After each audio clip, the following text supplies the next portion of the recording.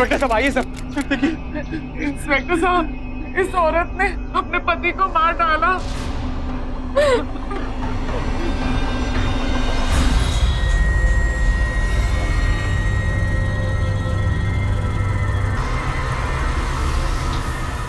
Forensic team को बुलाओ। जी। ले चलो इसे।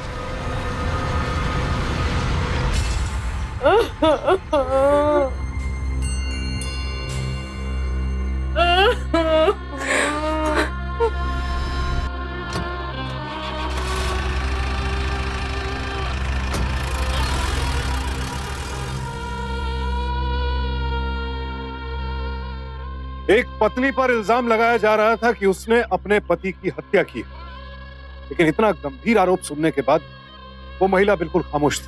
लेकिन उसकी इस खामोशी के पीछे उसका गुनाह छिपा था या फिर उसकी बेगुनाही, ये कोई नहीं समझ पा रहा था। नमस्कार, मैं सुशांत सिंह सावधान इंडिया में आपका स्वागत करता हूं। ये सच है कि आज जरा जरा सी बात पर अपने ही अपनों की जान लेने पर उतारू हो जाते हैं, लेकिन यह भी सच है कि किसी पर आरोप लगा देने भर से ही वो हत्यारा साबित नहीं हो जाता। तो फिर क्या हो रहा था यहाँ? कैसा रिश्तों का खूनी खेल खेला गया था इस परिवार में? कौन था हत्यारा? आइए देखते हैं। अरे खोलो भाभी। अरे हो जाएगा हो जाएगा, बस बस खोलो खोलो, खुल जाएगा।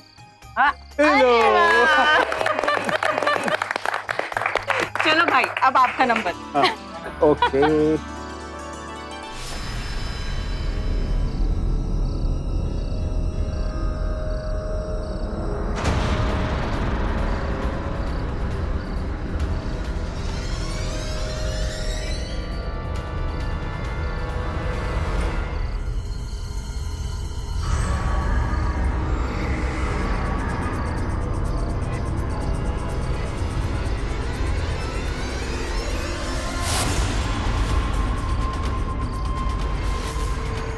भाई भाई अब सारे गेम खत्म हो गए तो हम जाएं?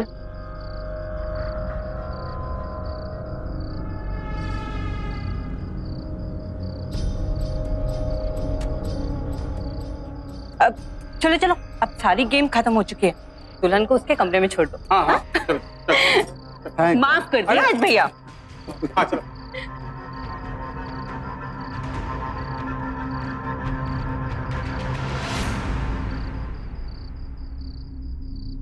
क्या हुआ माँ?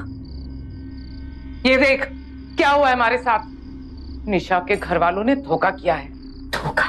वो निशा का बाप हमें 10 लाख रुपए देने वाला था ना, उसने उस 10 लाख रुपए की एफडी कराई है, वो भी अपनी बेटी के नाम पे। और जमीन देखो, कागजात देखो, ये भी उस निशा के नाम पे है।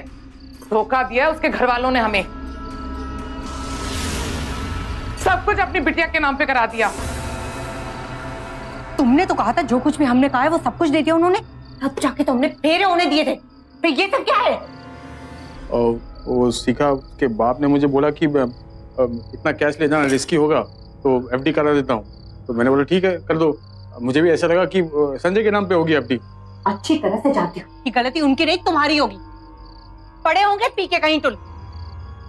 माँ जी थोड़ी भूल हो गई इस बार। निशा के घर वालों ने दहेज के नाम पे हमारी खूनी पे गुड़ लगाया, तो हम भी उनकी बेटी को दुल्हन ही बने रहने देंगे। दुल्हन से पत्नी वो कभी नहीं बन पाएगी, कभी नहीं।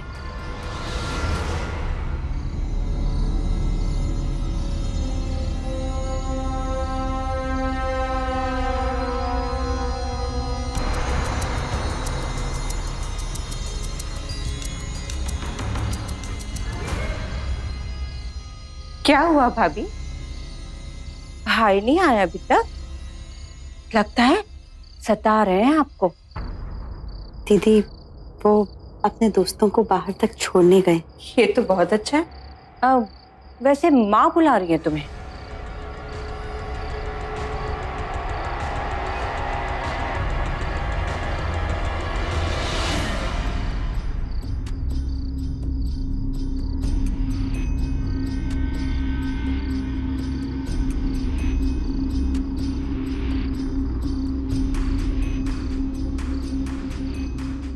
माँ जी, आओ बहू।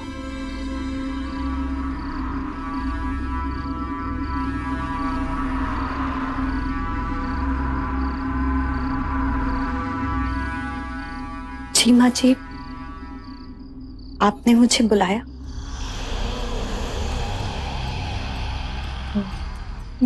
वो क्या हुआ माँ जी?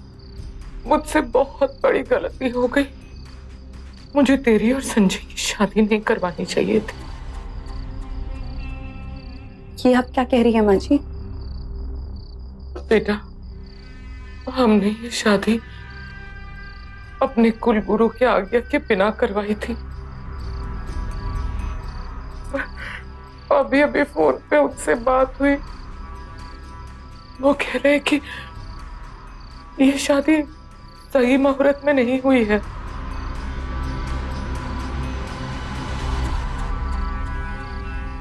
उन्होंने ये भी कहा है कि अगर 1 महीने तक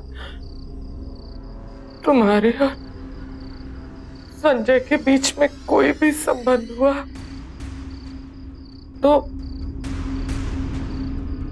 तो मेरा बेटा, उसकी जान को खतरा है बेटा।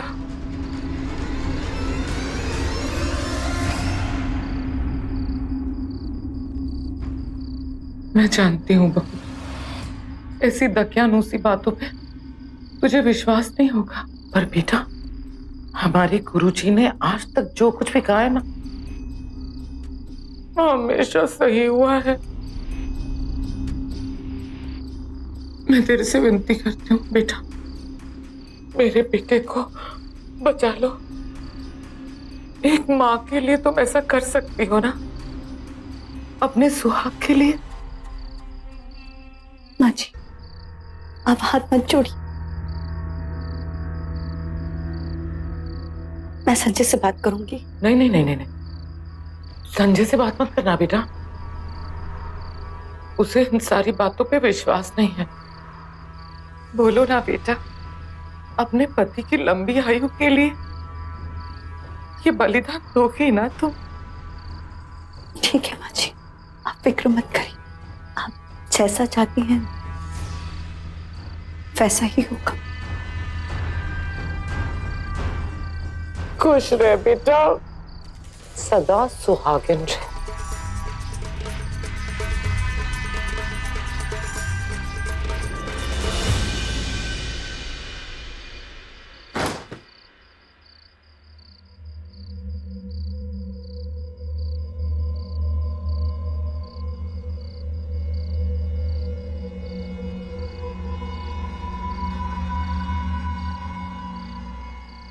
हाय निशा,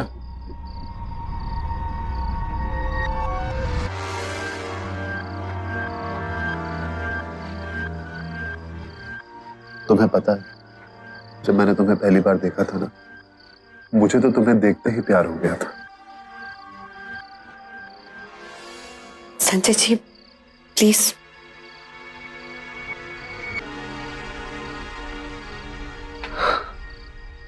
निशा, is everything all right?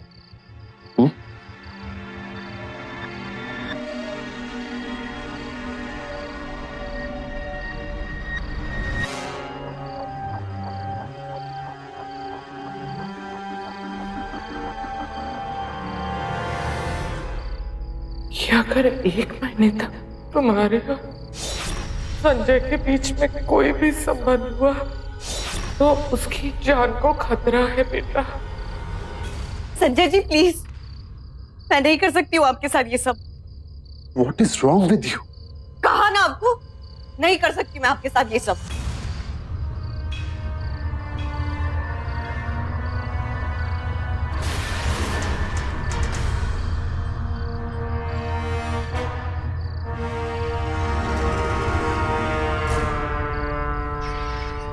सुहागरात की बैंड बज गई।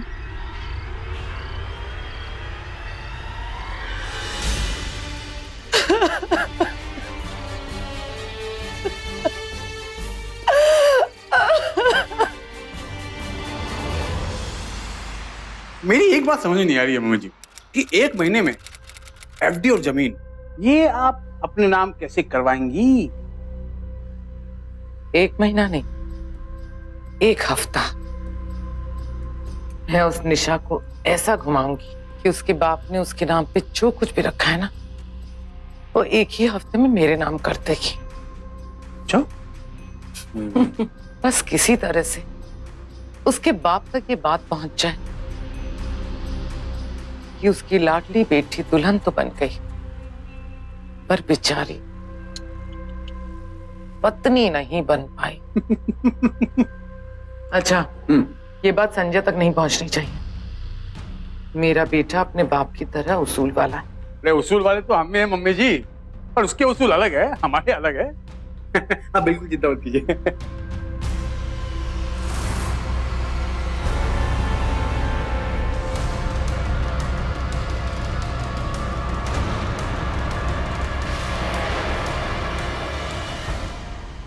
निशा तुम यहाँ कैसे? हाँ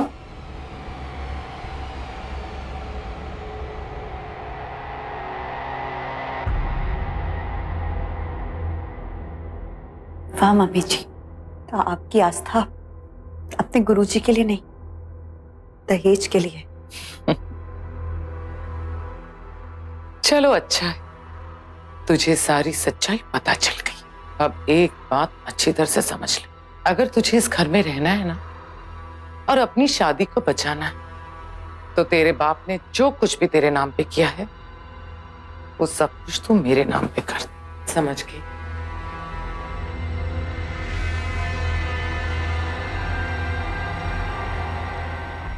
माँ जी, अगर आप प्यार से सब कुछ मांगती ना, तो मैं सब कुछ आपको दे देती, पर अब आपको कुछ भी नहीं मिलेगा।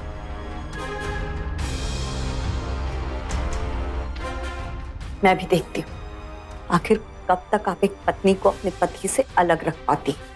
क्या करेगी तू? मेरे बेटे को बताएगी? ऐसी गलती मत करना बहू। मैं अपने बेटे को तेरे से बेहतर जानती हूँ। मेरा बेटा ना अपनी माँ से बहुत प्यार करता है।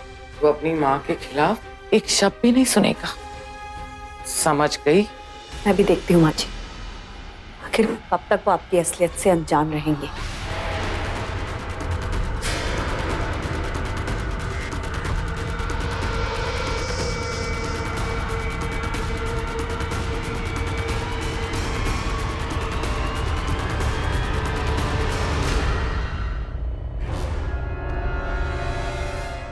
मम्मी जी, आपकी बहू तो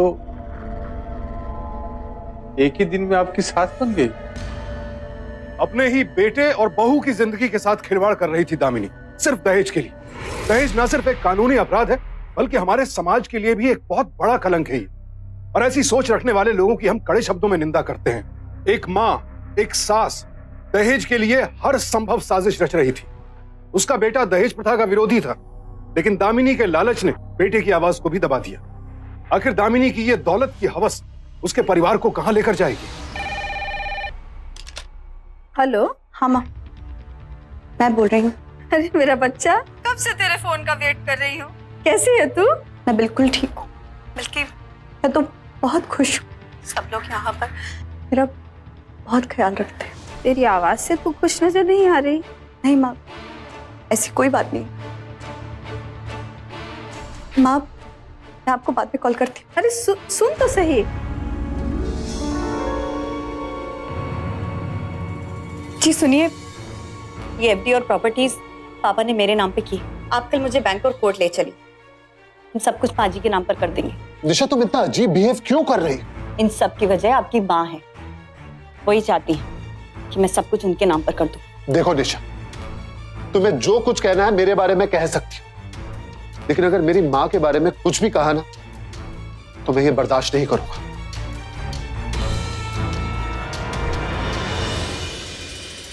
मेरा बेटा ना अपनी माँ से बहुत प्यार करता है। वो अपनी माँ के खिलाफ एक शब्द भी नहीं सुनेगा। सुनिए, आई एम सॉरी, प्लीज मुझे माफ कर दीजिए। धनी, मैंने क्यों माँ जी के बारे में ऐसा सोचा? मैं परसों रात के लिए भी बहुत शर्मिंदा हूँ। प्लीज मुझे माफ कर दीजिए। पता नहीं निशा तुम्हें क्या हो गया। देखो मैं नहीं जानता कि तुम मेरे बारे में, जो हुआ वो दोबारा नहीं होगा। अपनी पत्नी की पहली गलती को माफ नहीं करेंगे।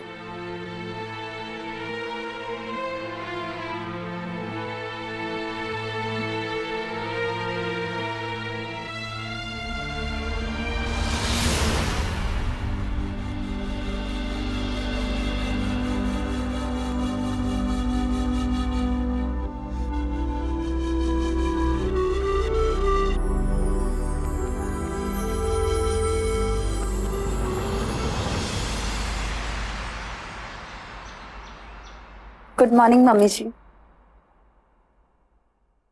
गुड मॉर्निंग दीदी। Good morning Jiya ji. Good morning. दीदी वो झाड़ू और डस्टबिन कहाँ है? वो वहां रखा है। पर ऐसा क्या हुआ जो इतनी सुबह सुबह तुम्हें झाड़ू और डस्टबिन चाहिए? दरअसल कल रात को ये और मैं साथ में थे। अब मैं कैसे बताऊं आपको, मेरी कुछ चूड़ियां टूट गई और आप तो जानती हैं कि टूटी हुई चूड़ियां बहुत चुभ सकती है ना मम्मी जी?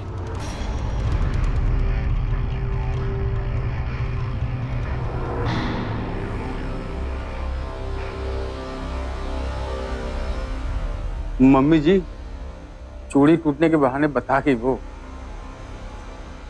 सुहागरात मना ली उसने। माँ, मुझे ये निशा ना बहुत तेज लग रही है। देखना ये धीरे धीरे भाई को भी वश में कर लेगी। संजय तुझसे और मुझसे बहुत प्यार करता है। इकलौती बहन है तू उसकी। तुझे दुख में वो देख नहीं पाएगा।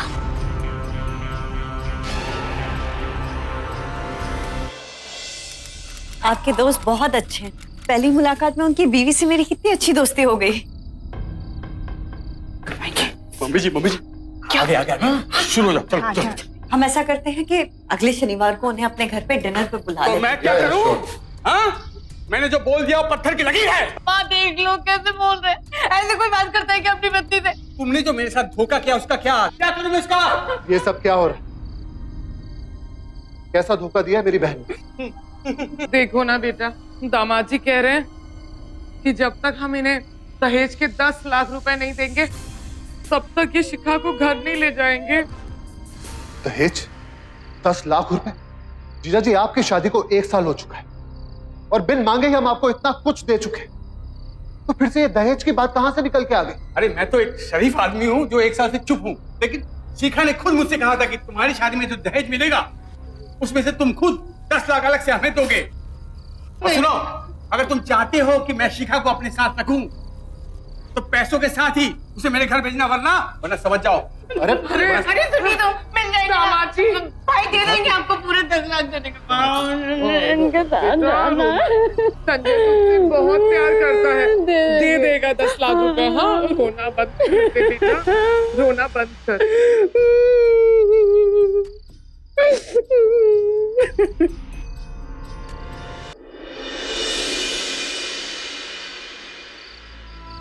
परेशान हो?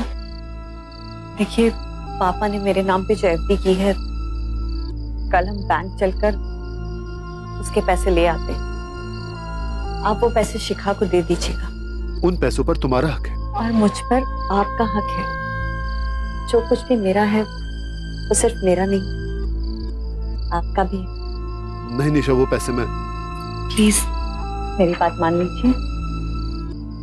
निशा थैंक यू सो मच। तुमने मेरी बहुत बड़ी टेंशन खत्म कर दी।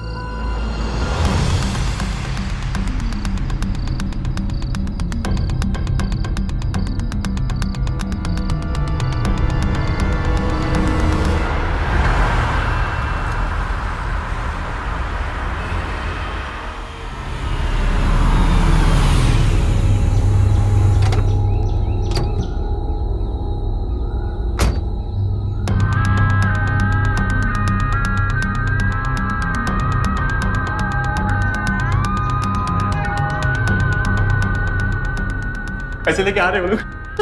वो तो आना ही था। आज तक मेरी कोई चाल नाकामयाब हुई है? अरे मम्मी आपकी चाल तो कमाल है। कमाल। मैं फैन हूँ।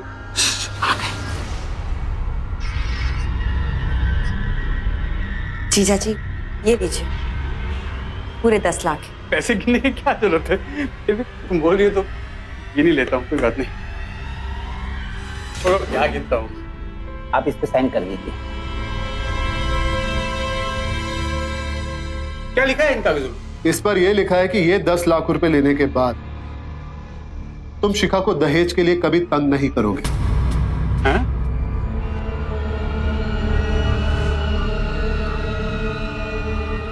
ये क्या बात है? हाँ? ऐसा भी कोई होता है क्या? बेटा रिश्तेदारी में ये लिखा पढ़ी क्यों? नहीं माँ, निशा ने मुझे समझाया शिखा के भविष्य के लिए हमें यह करना बहुत जरूरी है, वरना इन लोगों का क्या भरोसा, कल को दहेज के लिए फिर से डिमांड करने लगे। माँ जी अब सब लोग आपकी तरह अच्छे तो नहीं होते हैं ना, और फिर जब जीजा जी पैसे ले ही रहे हैं तो उन्हें साइन करने में क्या दिक्कत हो सकती है? हाँ वही बात, साइन क्यों कर दूं मैं? ये कोई बात है क्या? साइन कर दूंगा, कुछ भी पेपर में साइन कर दूंगा मैं, साइन कर दूंगा। साइन ही तो करने की बात है। दीजिए वकील साहब, छोटी सी बात है इसमें। निशा तुम इतना साइन ही करनी है, कर देता हूँ।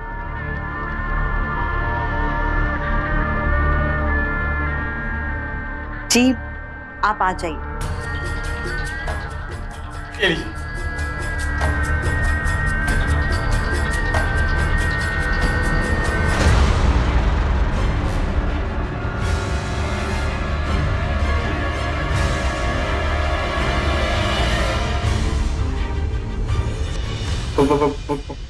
पुलिस?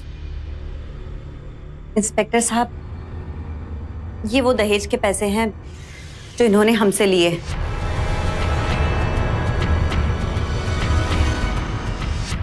और ये रहा इसका लिखित सबूत। इंस्पेक्टर साहब ये मेरी ननद पर बहुत अत्याचार करते हैं। जब से शादी हुई है आए दिन उन्हें दहेज के लिए परेशान करते रहते हैं। ले चलो इसे। क्या बात? छोड़ो यार, क्या क्या कर रहे हो साहब? अब शिखा मैं कब परेशान किया तुझे? कब किया परेशान? बोलने इसको, क्या क्या क्या बोले जा रही है निशा? मम्मी जी आप तो कुछ बोल ही नहीं रहे। मैंने कोई दहेज नहीं लिया यार। सच बात तो ये है कि दहेज की मांग इन दोनों की थी, इनके बाप से पैसे हड़पने के लिए, और मुझे फंसाया जा रहा। क्या तरीका ये? शिखा तू तो कुछ बोल, तू कुछ तो बोल यार। हाँ इंस्पेक्टर साहब इन्होंने दहेज के लिए डिमांड किया था। हाँ? झूठ बोल रहे हैं ये। कुछ भी बोलती है। इस वक्त एक काम कर, मुझे ले चलो। अरे जेल मत ले जाइए भाई, भाई ऐसा मत करो, इन्होंने कुछ नहीं किया, इन्हें माफ कर दो। क्यों तमाशा बना रहे हो बेकार में? हाँ छोड़ दो इन्हें, माफ कर दो ना भाई। दीदी हम इन पर से केस वापस ले सकते हैं अगर ये लिख कर दे कि अभी कभी भी आपको दहेज के लिए परेशान नहीं करेंगे। हाँ ठीक है ना, मैं तैयार हूँ, मैं तैयार हूँ। कहाँ साइन करना मैं तैयार हूँ। मैं कभी परेशान नहीं करूंगा मेरी वाइफ को, ये मेरी अच्छी पत्नी है।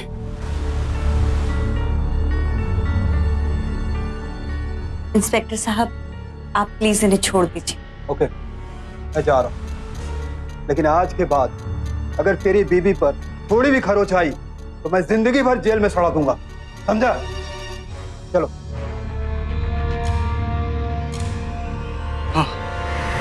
निशा ये पैसे जाकर अपने एफडी अकाउंट में वापस डाल दो। इतना पैसा घर में रखना ठीक नहीं। आइए वकील साहब मैं आपको छोड़ देता हूँ।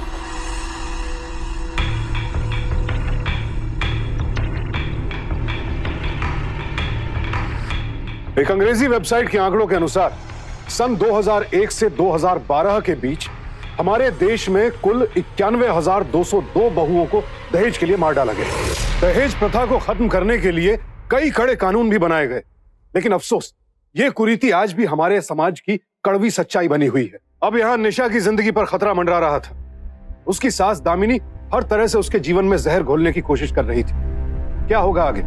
क्या निशा अपनी सास की साजिशों को मात देने में कामयाब हो जाएगी, या फिर दहेज के लिए जलाई जाने वाली बहुओं की फेहरिस्त में उसका नाम भी शामिल हो जाएगा?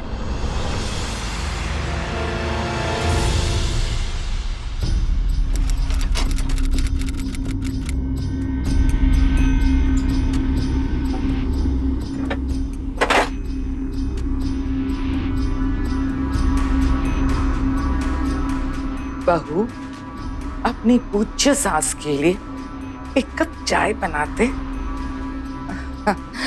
जी माँ जी, अभी लाई।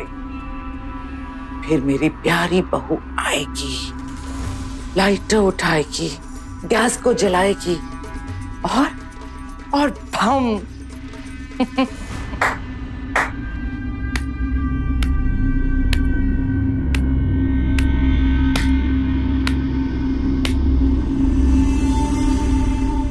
तो आप मुझे जलाकर मारना चाहती?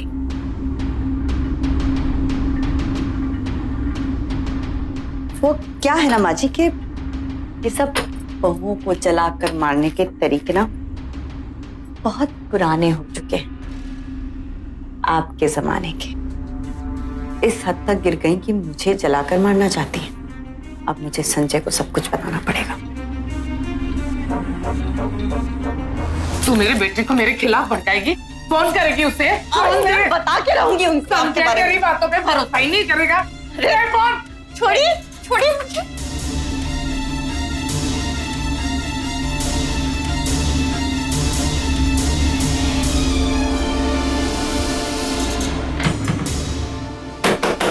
खोल दरवाजा, दरवाजा खोल, खोल दरवाजा, दरवाजा खोल। देखती हूँ आज तुझे मुझसे कौन बचाता है। Hello hello Sanjay ji, please आप जल्दी से घर आ जाइए। माँ जी मुझे जलाकर मारना चाहती है। मैं सच बोल रही हूँ संजय जी, प्लीज जल्दी से घर आ जाइए प्लीज।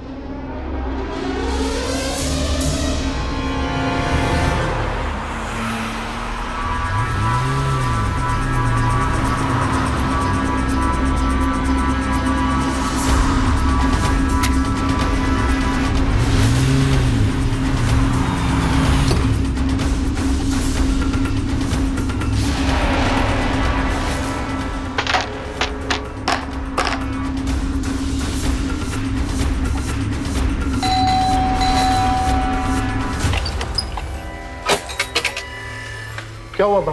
पता नहीं, सुबह से बहुत अजीब सा बिहेव कर अरे रही है। हाय हाय, कोई बचाओ। हाँ? मेरी बहू मुझे जला के हाँ? मारना चाहती है। बेटा कोई है? अरे बचाओ मुझे। हाँ, दरवाजा खोलिए। बेटा। हाँ? बा? क्या हुआ बा? देख बेटा, देख, तेरी बीवी मुझे जला के मारना चाहती है। अच्छा हुआ बेटा कि तू वक्त पे आ गया। अगर तू वक्त पे नहीं आता तो ये तो मुझे जला के मार चुकी होती। बाजी, ये आप क्या कह रही हैं? बेटा मैं तुझे सच बताती हूँ, तू जैसे गया ना, पता नहीं इसे क्या हो गया, मेरे बारे में अनाप शनाप बोलने लग गई। बोला कि मैं इसके सारे पैसे शिखा को देना चाहती हूँ।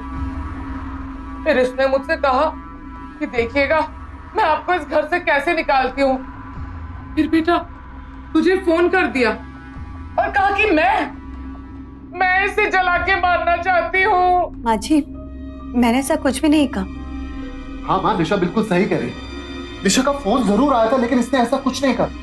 बल्कि ये तो कह रही थी कि आपकी तबीयत ठीक नहीं है माँ, और आप अजीब सा बिहेव कर रही है।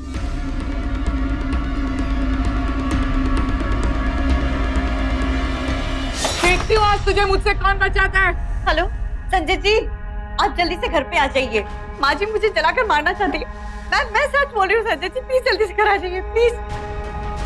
हेलो, हाँ संजय जी, आप प्लीज जल्दी से घर पे आ जाइए। माँ जी को पता नहीं क्या हो गया, बहुत अजीब सा बर्ताव कर रही है। आप प्लीज जल्दी आ जाइए। हाँ, ये तो क्या कह रहा है बेटा? सच कह रहा हूँ माँ। पागल हो गया? अरे मैंने अपने कानों से सुना कि ये तुझे फोन करके कह रही थी कि मैं इसे जला के मारना चाहती हूँ। हाँ, मेरा विश्वास कीजिए, निशा ने ऐसा कुछ नहीं कहा।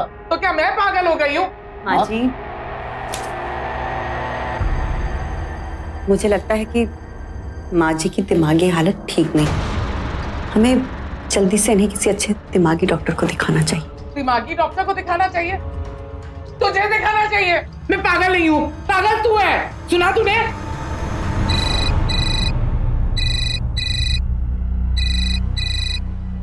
ऑफिस से फोन है।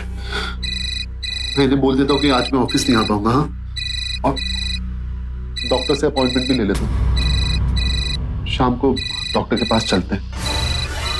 माँ को कमरे में ले जाओ। हेलो। अरे हाँ कुमार साहब। अरे हाँ मुझे मेरे बेटे के सामने पागल साबित करना चाहती है? तो मुझे जानती नहीं है कि मैं क्या चीज हूँ। क्या चीज है ये जानने की मुझे कोई जरूरत भी नहीं है, पर एक बात कान खोलकर सुन लीजिए, अगर आप सुधरी नहीं तो वो आपके लिए अच्छा नहीं होगा।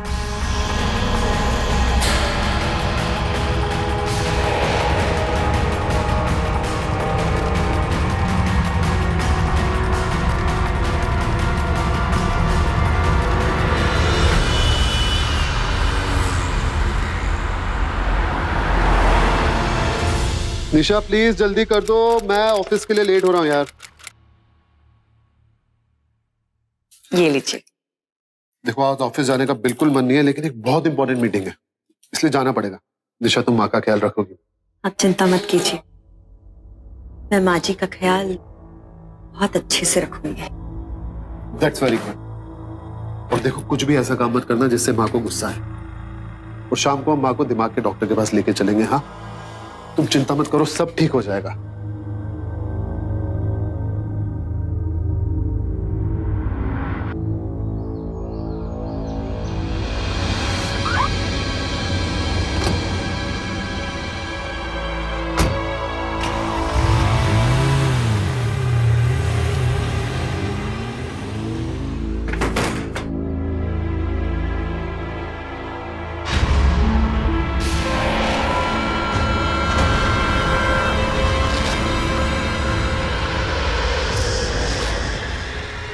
तो मेरे बेटे के सामने तू मुझे पागल साबित करना चाहती है?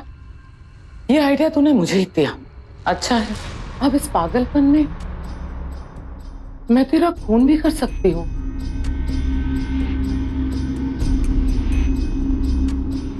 मम्मी जी डर गई? अगर तू चाहती है ना कि मैं तेरा खून नहीं करूं, तो अपने बाप को फोन लगा और बोल जो कुछ उसने तेरे नाम किया है ना, वो सब कुछ मेरे नाम करते।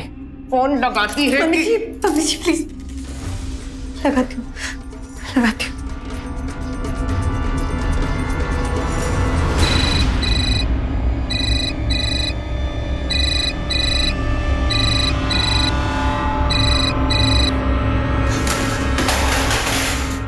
अच्छा, अपने बाप के बदले संजय को फोन लगा रही हो, पर आज तेरी किस्मत बड़ी खराब है। संजय आज फोन घर पे छोड़ गया।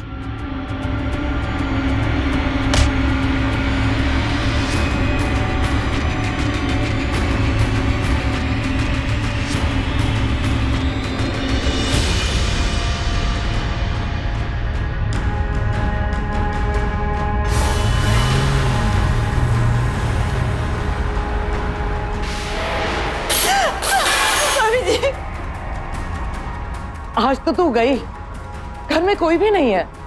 मम्मी जी आप क्यों कर रही है ऐसा? मम्मी जी अपने बेटे की गृहस्थी क्यों बर्बाद कर रही है? उसकी गृहस्थी बर्बाद नहीं कर रही हूँ, आबाद कर रही हूँ।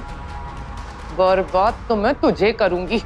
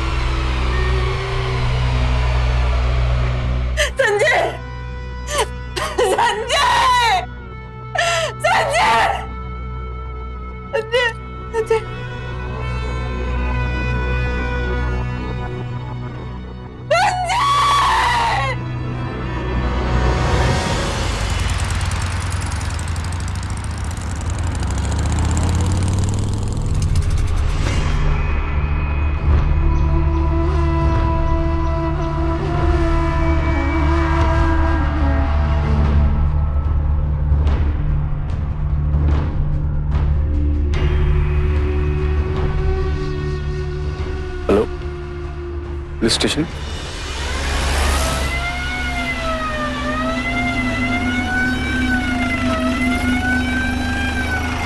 इंस्पेक्टर साहब आइए सब। इंस्पेक्टर साहब, इस औरत ने अपने पति को मार डाला।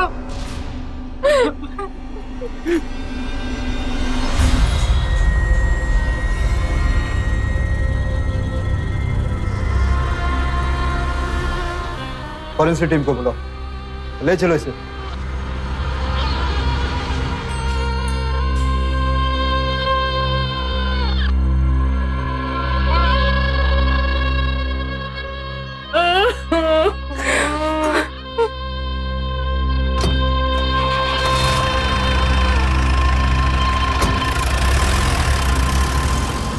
इंस्पेक्टर साहब, मेरी बेटी सदमे में, वो कुछ बोल नहीं रही है, लेकिन वो अपने पति का खून कर ही नहीं सकती। उसके हाथ पे खून लगा है, कपड़ों पर भी खून लगा है, और जिस चाकू से उसके पति का मर्डर हुआ है उसके पास पाया गया है। शाम तक रिपोर्ट आ जाएगी, सारा पिक्चर क्लियर हो जाएगा। वैसे भी और उसके सास का भी कहना है कि उसके आंखों के सामने ही मर्डर हुआ है। उसके साथ झूठ भी तो बोल सकती है। मेरी बेटी ऐसा कर ही नहीं सकती। निशा को जब से गिरफ्तार किया गया है वो कुछ नहीं बोल रही है, बिल्कुल चुप्पी साधी हुई है। आप कोशिश कीजिए अगर कुछ बोल ले।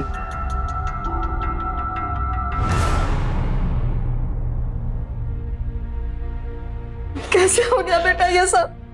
तो चुप क्यों है? इंस्पेक्टर साहब को कुछ बोल क्यों नहीं रही है बेटा? बोलो ना बेटा। बेटा, हमें मालूम है कि तुमने ऐसा कुछ नहीं किया, लेकिन जब तक तुम बोलोगी नहीं, आगे कैसे पता चलेगा कि ये सब किसने किया है? मैं तेरे आगे हाथ जोड़ती हूँ बेटा, कुछ तो बोल, बोल कुछ। बोलो बेटा, किसने मारा है तुम्हारे पति को? ननद के पति माधव ने।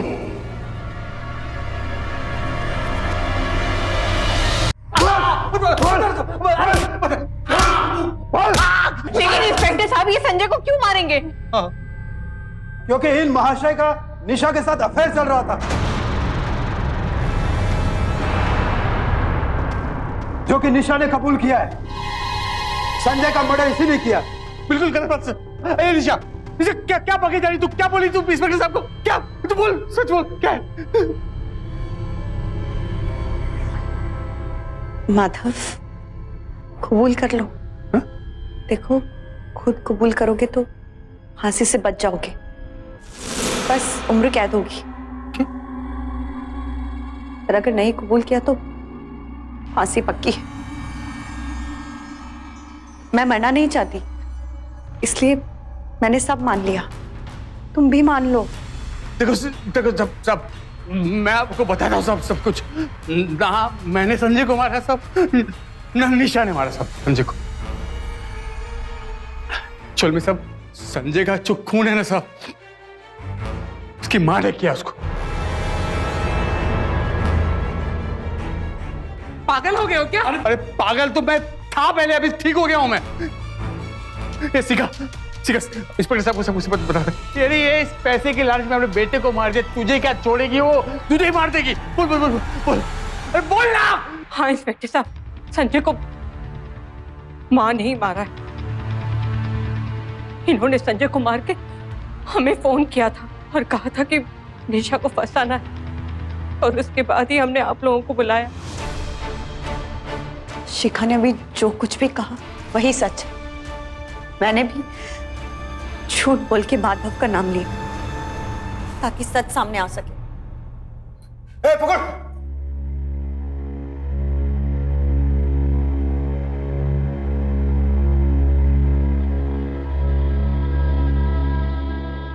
मैं आपको क्या मारूं? आपको तो किस्मत ने खुद बहुत जोर से तमाचा मारा है। बेटा नहीं रहा, बेटी ने भी साथ छोड़ दिया, और जिस पैसे के लिए आपने सब कुछ किया वो भी आपको नहीं मिला। सारी जिंदगी जेल में बिताइएगा। निशा की सास उस पर लगातार अत्याचार करती रही। निशा पर अपने पति की हत्या का झूठा आरोप तक लगा दिया गया, लेकिन इसके बावजूद निशा टूटी नहीं। उसने हिम्मत नहीं हारी और पूरी सूझबूझ और हौसले के साथ अपराधियों को उनकी उचित सजा दिलवाई। निशा को दहेज के लिए प्रताड़ित करने के लिए दामिनी को आईपीसी के सेक्शन 498A और अपने बेटे की हत्या के लिए सेक्शन 302 के तहत 12 साल कैद की सजा सुनाई गई। वहीं शिखा और माधव को भी निशा को दहेज के लिए तंग करने के जुर्म में सेक्शन 498A के तहत 7 साल कैद की सजा सुनाई गई। सभी माँ बाप यही चाहते हैं कि शादी के बाद उनकी बेटी हमेशा खुश रहे और अपनी इसी कोशिश में वो लड़के वालों की हर नाजायज मांग को पूरी करते चले जाते हैं। जरा सोचिए, जो लोग दहेज के नाम पर बड़ी बेशर्मी के साथ अपने बेटे का सौदा कर सकते हैं, वो आपकी बेटी के साथ क्या सलूक करेंगे। इसलिए बेहद चौकन्ने रहें दहेज मांगने वाले लोगों से। तो सावधान रहें, सतर्क रहें, सुरक्षित रहें। इसी प्रार्थना के साथ अब मैं सुशांत सिंह आपसे विदा लेता हूं। फिर मुलाकात होगी ऐसी एक और सत्य घटना के साथ। देखते रहें सावधान इंडिया, फाइट बैक नाउ। तो सावधान